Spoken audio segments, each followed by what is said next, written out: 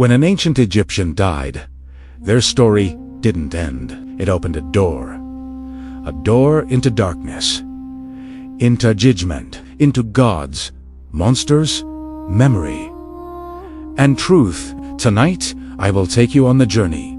The Egyptians believed every soul must face a journey where your heart is weighed against a single feather, because for them, death was not the end. It was the greatest test of all. The moment an Egyptian passed away, something extraordinary happened. The body stayed behind, but the soul separated into different parts. The Ka, the life force, the Ba, the personality is a part of you that could move freely, and the Ak, the transformed eternal spirit that would one day rise again. But the Ba and Ka depended on the body to survive. If the body decayed, the soul weakened. If the body vanished, the soul dissolved. This is why the Egyptians mastered the art of mummification. They were not trying to preserve a corpse. They were preserving a doorway and anchor for the soul. To them, the body was the home of eternity. After death, the Ba began its long and dangerous journey through the Duat, the Egyptian underworld. The Duat was not a realm of flames like later religions imagined.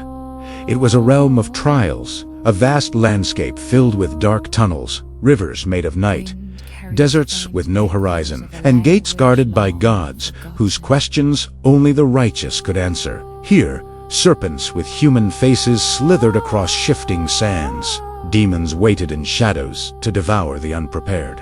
The dead wandered through realms of confusion, searching for the path toward judgment. To survive this world, Egyptians used the Book of the Dead, a collection of spells and instructions written on tombs and papyrus. It was not a book of magic. It was a survival manual for the soul. But even with spells, courage, and guidance, no one could escape the final destination. The Hall of Two Truths. This was the place every Egyptian feared and prepared for the moment your entire life was measured. The hall glowed with golden fire. Rows of gods watched silently. At the center sat Osiris, lord of the afterlife, calm and unmovable like stone. Beside him stood Anubis, the guardian of souls, holding the ancient scales of judgment. Yahata! One place Egyptians believed stored every memory, every choice, every truth was placed on one side of the scale. On the other side rested a single white feather, the feather of Mat, symbol of truth, balance, and cosmic order. If your heart was light and pure, lighter than or equal to the feather, you were declared true of voice.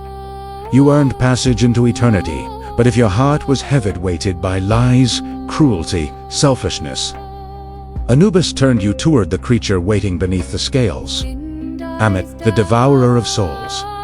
Part crocodile, part lion, part hippo. The three most feared beasts of the Nile. If Ammit consumed your heart, your soul did not go to hell. There was no eternal torture. There was simply nothing.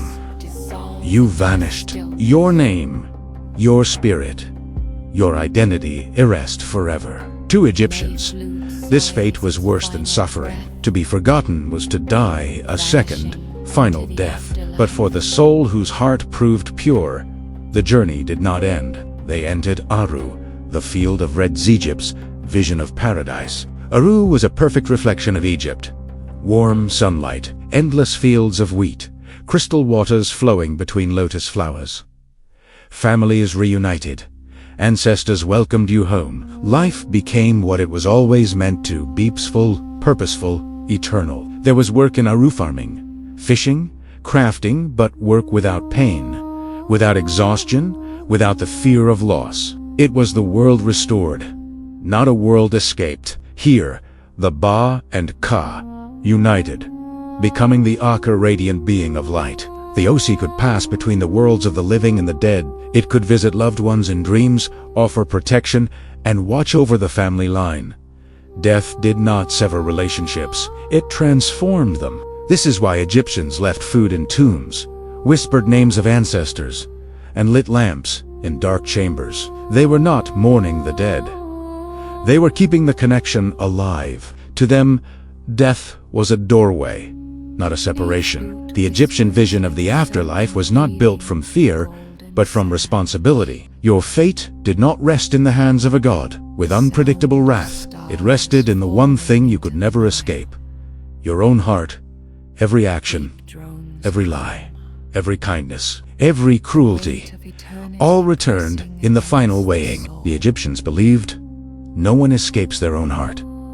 And perhaps that is why their civilization survived for 3,000 years, longer than any empire before or after. They built pyramids of stone, yes, but they also built a philosophy stronger than stone. Live so that your heart remains light. And now, let me ask you something. If your heart were weighed today, right now, would it be lighter than a feather? Share your thoughts in the comments. I read every one of them, and your reflections keep ancient wisdom alive.